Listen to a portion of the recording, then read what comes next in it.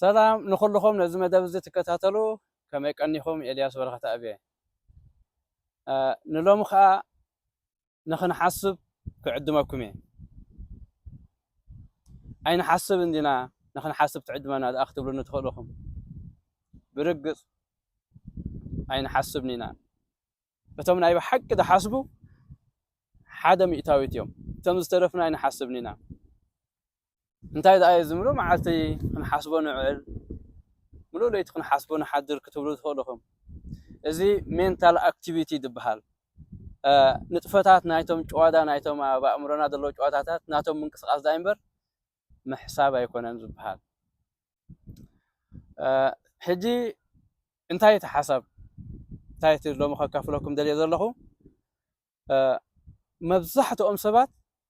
ኣብ 25 ዕድሚኦም ይሞቱ ግን ክሳብ 75 ዓመት ከዓ ኣይቅበሩን እዮም እንታይ ማለት እዩ ዝበሃል እዚ እዚ ምሳሌ ናይ ህይወት እዩ ምሳሌ ናይ ኒሕን ናይ ዕላማን እዩ ኣብ መጀመርያ ዕስራታት ዝርከቡ መንእሰያት ንሶም ክኾንዎ ዘይክእሉ ክገብርዎ ዘይክእሉ ክበፅሕዎ ዘይክእሉ ክሕዝዎ ዘይክእሉ ነገር ከምዘየለ እዮም ዝኣምኑ ናይ ብሓቂ ተፈጥሮኣዊ ርእሰ ምትእምማን ተስፋ ራእይ ብዝበለፀ መልክዑ ዝንፀባረቀሉ ዕድመ እዩ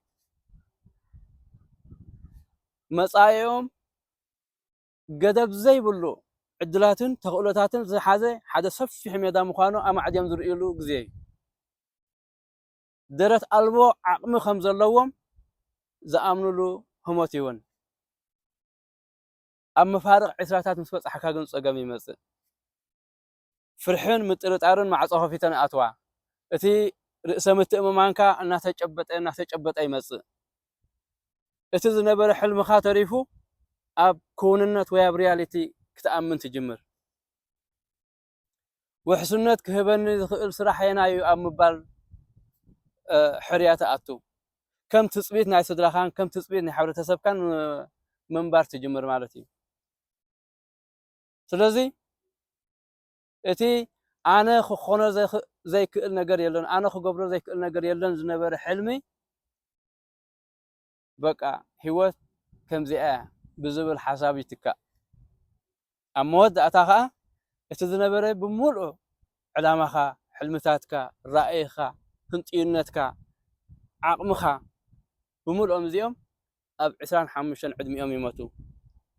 ንስኻ ከዓ ብግዙፍ ብኣካል ድሕሪኦም ንሓያለ ዓመታት ትቕፅል ሓደ ነገር ከዘኻኽረኩም ብዛዕባ እቲ ፖቴንሻል ወይ ከዓ ብዛዕባ ዓቕምና ሓሲብኩም ትፈልጡ ዶ ወላ ሓደ ሰብ ገደብ ናይ ዓቕሙ ክፈልጥ ዝኽእል የብልናኒ እቲ ዝበለፀ ሳይንቲስት ናይ ዓለምና ብዛዕባ ዓቕሚ ናይ ወዲ ሰብ ክግምት ክእለት የብሉን ሓንቲ ንፈልጣ እንተያ ካብ ሎሚ ፅባሕ ዝሓሸ ነገር ክገብር ከም ዝኽእል ፈልጥ ካብ ፅባሕ ከዓ ድሕሪ ፅባሕ ዝበለፀ ነገር ክገብር ከም ዝኽእል ፈልጥ ድሕሪኡ ከዓ ካብኡ ዝበለፀ ስለምንታይ እዩ ንምንታይ ምክንያቱ there is god like ability within us ንኽእለት ኣምላኽ ዝመስል ዓቕሚ ኣብ ውሽጥና ኣሎ imagination is god within us ንላዕሊ ቋሕ እንተደኣይልና ሓዲግ ሰማይን ምድርን ህዝቢ ዝፀዓነት ነፋሪት ትኸይድ ንርኢ ትሕቲ ባሕሪ ትሕቲ ውቅያኖስ ትኸይድ መርከብ ንርኢ ኣብ ክልተ ጫፋት ናይ ዓለም ኮንካ ብሓደ ከም ዘለኻ ኮንካ ክትዕልል ትርኢ ስለዚ ብፈጣሪ ጥራሕ ክከኣል ዝኽእል ወይ እቲ ኢምፖሲብል ብዓቕሚ ናይ ሰብ ኢምፖሲብል ዝመስል ዘይከኣል ዝመስል ክውን ኮይኑ ትርኢ እዚ እንታይ ዘርእየና እቲ ዓቕሚ ናይ ወዲ ሰብ ደረት ከም ዘይብሉ ማዕረ ክንድዝዩ ፈጣሪ ኣብ ውሽጥና ኣትዩ ንማን ፍጡር ዘይተዋሃበ በዚ ሓይሊ እዚ በዚ ፓወር እዚ በዚ ፓወር ናይ ኢማጂኔሽን እቲ ክንኮኖ ንኽእል ክንገብሮ ንኽእል ክህልወና ዝኽእል ንኹሉ ጋህዲ ክንገብሮ ከም ንኽእል ዘኽእለና ሓይሊ ወይ ፓወር ወይ ዓቕሚ ተዓዲሉ ወዲ ሰብ